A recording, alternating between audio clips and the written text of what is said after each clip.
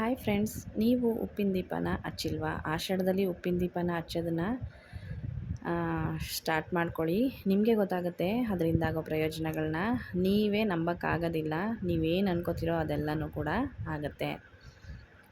Hi friends, welcome back to my channel. ನಂದು P K Kannada vlogs. ಎಲ್ಲರೂ ಹೇಗಿದ್ದೀರಾ? ಎಲ್ಲರೂ ಚೆನ್ನಾಗಿದ್ದೀರಾ ಅಂತ ಅನ್ಕೋತೀನಿ. ನಾನು ಕೂಡ ಚೆನ್ನಾಗಿದ್ದೀನಿ ಅಂತ ಹೇಳ್ತಾ ಇವತ್ತಿನ ವ್ಲಾಗ್ನ ನಿಮ್ಮ ಜೊತೆಗೆ ಶೇರ್ ಮಾಡ್ಕೋತಾ ಇದ್ದೀನಿ. ಇವತ್ತಿನ ವ್ಲಾಗ್ನಲ್ಲಿ ಏನೆಲ್ಲ ಇರುತ್ತೆ ಅಂತ ಅಂದರೆ ಏನೂ ಇರಲ್ಲ, ಬರೀ ಪೂಜೆದು ಮಾತ್ರ ನಾನು ನಿಮ್ಮ ಜೊತೆಗೆ ಶೇರ್ ಮಾಡ್ಕೋತಾ ಇದ್ದೀನಿ. ಏನಪ್ಪ ಪೂಜೆದು ಅಂತ ಅನ್ಕೋತಾ ಇದ್ದೀರಾ? ಈಗಾಗಲೇ ಆಷಾಢ ಸ್ಟಾರ್ಟ್ ಆಗಿದೆ. ನಾನು ಸ್ವಲ್ಪ ಲೇಟಾಗಿ ವಿಡಿಯೋನ ಅಪ್ಲೋಡ್ ಮಾಡ್ತಾಯಿದ್ದೀನಿ. ವಿಡಿಯೋನ ಫಸ್ಟ್ ವಾರದಿಂದನೇ ಸ್ಟಾರ್ಟ್ ಮಾಡ್ಕೊಂಡಿದ್ದೆ, ಬಟ್ ನಾನು ಹಾಕೋಕ್ಕಾಗಿರಲಿಲ್ಲ. ಹಾಗಾಗಿ ನಿಮ್ಮ ಜೊತೆಗೆ ಇವಾಗ ಶೇರ್ ಮಾಡ್ಕೋತಾ ಇದ್ದೀನಿ.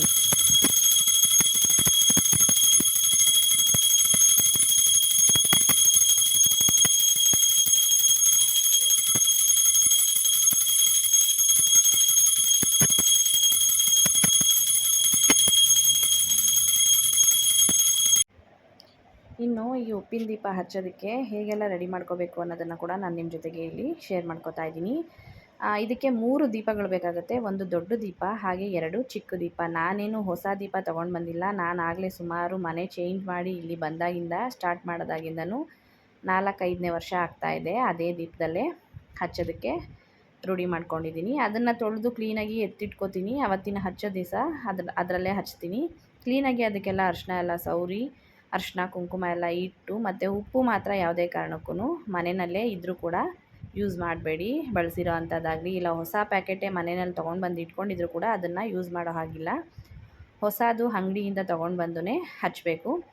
ಹಾಗಾಗಿ ಒಂದು ದೀಪದಲ್ಲಿ, ದೊಡ್ಡ ದೀಪದಲ್ಲಿ ಉಪ್ಪು ಹಾಕಿ, ಅದರ ಮೇಲ್ಗಡೆ ಒಂದು ಚಿಕ್ಕ ದೀಪದಲ್ಲಿ ಸ್ವಲ್ಪ ಅಕ್ಷತೆನ ಮಾಡಿಕೊಂಡು ಅದಕ್ಕೆ ಹಾಕಿ, ಅದಾದಮೇಲೆ ಬಂದು ಮೇಲ್ಗಡೆ ಒಂದು ದೀಪದಲ್ಲಿ ಬತ್ತಿ, 2 ಜೋಡಿ ಬತ್ತಿನ, ಅಂದರೆ ಒಂದು ಜೊತೆ ಬತ್ತಿ ಹಾಕ್ತಾರೆ, ಎರಡು ಬತ್ತಿ ಸೇರಿಸಿ ಚೆನ್ನಾಗಿ ಹೊಸ್ತು ಅದಕ್ಕೆ ಹಾಕಿ ಎಳ್ಳೆಣ್ಣೆನ ಹಾಕಿ ದೀಪನ ಹಚ್ಕೋಬೇಕು.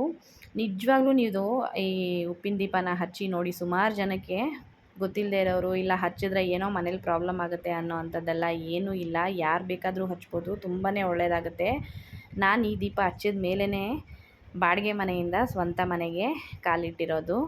ನಿಜವಾಗ್ಲೂ ದೀಪ ಹಚ್ಚಿ ಒಂದು ತಿಂಗಳು 2 ತಿಂಗಳು ಆಯ್ತಾಯಿತು ಅಷ್ಟೇ. ಅಷ್ಟರಲ್ಲೇ ನನಗೆ ಮನೆಗೆ, ಸ್ವಂತ ಮನೆಗೆ ಮಾಡಿಕೊಂಡು ಬರೋ ಅಂಥ ಒಂದು ಒಳ್ಳೆ ಸುದ್ದಿ ಅಂತಲೇ ಹೇಳ್ಬೋದು. ಆ ಥರ ಆಯಿತು. ಹಾಗಾಗಿ ನಾನು ಪ್ರತಿ ಸರಿನೂ ದೀಪ ಹಚ್ತೀನಿ. ಮತ್ತು ಯಾವಾಗಾದರೂ ನನಗೇನಾದರೂ ಮನ್ಸಿಗೆ ಬೇಜಾರಾದರೂ ಕೂಡ ಅಷ್ಟೇ, ಏನಾದರೂ ಅಂದ್ಕೊಂಡ್ರೂ ಕೂಡ ನಾನು ದೀಪನ ಹಚ್ತೀನಿ.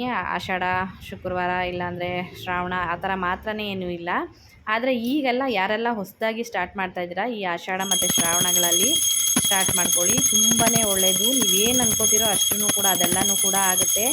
ಒಂದು ಸರಿ ಟ್ರೈ ಮಾಡಿ ನೋಡಿ. ಮನೆಯಲ್ಲೂ ಕೂಡ ಅಷ್ಟೇ ಒಳ್ಳೆಯ ಒಂದು ಪಾಸಿಟಿವ್ನೆಸ್ ಇರುತ್ತೆ. ಹಾಗಾಗಿ ನಾನು ಇದನ್ನು ನಿಮ್ಮ ಜೊತೆಗೆ ಶೇರ್ ಮಾಡ್ಕೋತಾ ಇದ್ದೀನಿ ಫ್ರೆಂಡ್ಸ್. ಆಲ್ಮೋಸ್ಟು ಎಲ್ಲರೂ ಸ್ವಲ್ಪ ಜನ ಬಂದು ಐಶ್ವರ್ಯ ದೀಪ ಅಂತಲೂ ಕೂಡ ಕರೀತಾರೆ. ಒಬ್ಬೊಬ್ಬರು ಹಚ್ಬಾರ್ದು, ಮಾಡಬಾರ್ದು ಅಂತ ಹೇಳ್ತಾರೆ. ಹಾಗೆಲ್ಲ ಏನೂ ಇಲ್ಲ, ಎಲ್ಲರೂ ಮಾಡ್ಬೋದು. ಇವಾಗಿನಂತೂ ನೀವೆಲ್ಲ ಸೋಷಿಯಲ್ ಮೀಡಿಯಾಗಳಲ್ಲಿ ನೋಡ್ತಾನೆ ಇರ್ತೀರಾ, ಉಪ್ಪಿನ ದೀಪ ಹಚ್ಚೋದು, ಐಶ್ವರ್ಯ ದೀಪ ಹಚ್ಚೋದು ಅಂತ ಅಂದ್ಬಿಟ್ಟು. ತುಂಬಾ ಒಳ್ಳೆಯದು.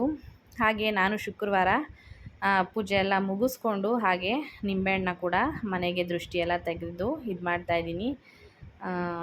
ದೃಷ್ಟಿ ತೆಗೆದುಕೊಳ್ಳೋದ್ರಿಂದನೂ ತುಂಬಾ ಒಳ್ಳೆಯದಾಗುತ್ತೆ. ಮನೆಯಲ್ಲಿ ದೃಷ್ಟಿ ದೋಷಗಳು ಏನೇ ಇತ್ತು ಅಂತಂದ್ರೂ ಕೂಡ ಎಲ್ಲನೂ ಕಳೆಯುತ್ತೆ.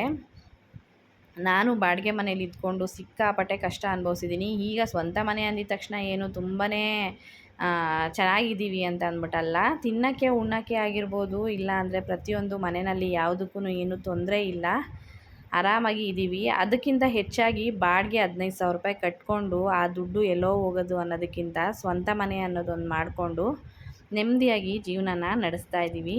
ಹಾಗೆ ಪೂಜೆ ಎಲ್ಲ ಮುಗೀತು. ಇದಾದಮೇಲೆ ಬಂದು ನಮ್ಮ ಮಗಳ ಫ್ರೆಂಡವರು ದೇವಸ್ಥಾನಕ್ಕೆ ಹೋಗಿದ್ದರು. ಅವರಲ್ಲಿ ದೇವಸ್ಥಾನದಿಂದ ದೇವ್ರದ್ದು ದಾರನ ತೊಗೊಂಡು ಬಂದಿದ್ದರು. ಹಾಗಾಗಿ ಅದನ್ನು ಕೂಡ ಪೂಜೆ ಮಾಡಿ ಮಕ್ಕಳಿಗೆ, ನನಗೆ ಎಲ್ಲನೂ ಕೂಡ ಕಟ್ಟಿಸ್ಕೊತಾ ಇದ್ದೀವಿ.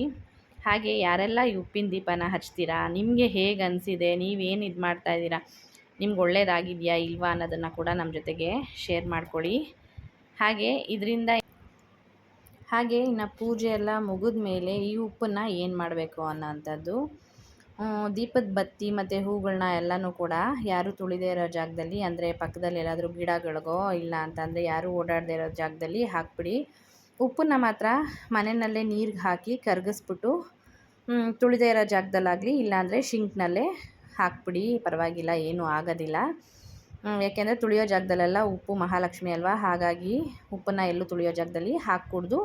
ಈ ಥರ ಮಾಡ್ಕೊಳ್ಳಿ, ಅದರಿಂದ ಏನು ತೊಂದರೆ ಇಲ್ಲ. ತುಳಿಬಾರ್ದು ಅಷ್ಟೇ. ಉಪ್ಪನ್ನು ಮಾತ್ರ ಕರಗಿಸಿ ನೀರಲ್ಲಿ ಹಾಕ್ಬಿಡಿ. ಇನ್ನು ಪ್ರತಿ ಶುಕ್ರವಾರನೂ ಅಷ್ಟೇ ದೀಪನ ಶನಿವಾರ ಶುಕ್ರವಾರ ಪೂಜೆ ಆಗಿದ ತಕ್ಷಣ ಶನಿವಾರ ತೆಗೆದಿಟ್ಬಿಟ್ಟು ಅದೇ ದೀಪನ ತೊಳೆದು ಕ್ಲೀನಾಗಿ ಪ್ರತಿ ವಾರನೂ ತೊಳೆದು ಮಾಡಿ ಕ್ಲೀನಾಗಿ ಉಪಯೋಗಿಸ್ಕೋಬೋದು. ಪ್ರತಿ ವಾರನೂ ಹೊಸ ದೀಪನೇ ತೊಗೊಂಡು ಬಂದು ಹಚ್ಚಬೇಕು ಅನ್ನೋಂಥ ಅವಶ್ಯಕತೆ ಇಲ್ಲ. ಉಪ್ಪನ್ನ ಮಾತ್ರ ಸಪ್ರೇಟಾಗಿ ಹೊಸದಾಗಿ ತೊಗೊಂಬಂದು ಹಚ್ಚಿ, ಈ ದೀಪನ ಹಚ್ಚಿ ನೋಡಿ ಯಾರಿಗೆಲ್ಲ ಹೇಗೆಲ್ಲ ಒಳ್ಳೆಯದಾಗುತ್ತೆ ಅಂತ ಅಂದ್ಬಿಟ್ಟು. ಹಾಗೆ ಇಲ್ಲಿಗೆ ಇವತ್ತಿನ ಈ ವಿಡಿಯೋನ ಎಂಡ್ ಮಾಡ್ತಾಯಿದ್ದೀನಿ ಫ್ರೆಂಡ್ಸ್. ಪ್ಲೀಸ್ ಲೈಕ್ ಮಾಡಿ, ಶೇರ್ ಮಾಡಿ, ಕಮೆಂಟ್ ಮಾಡಿ ಅಂತ ಕೇಳ್ಕೊಳ್ತಾ, ಹಾಗೆ ನೆಕ್ಸ್ಟ್ ವಿಡಿಯೋನಲ್ಲಿ ಮತ್ತೆ ಸಿಗ್ತೀನಿ. Bye, take care, see you in the next video.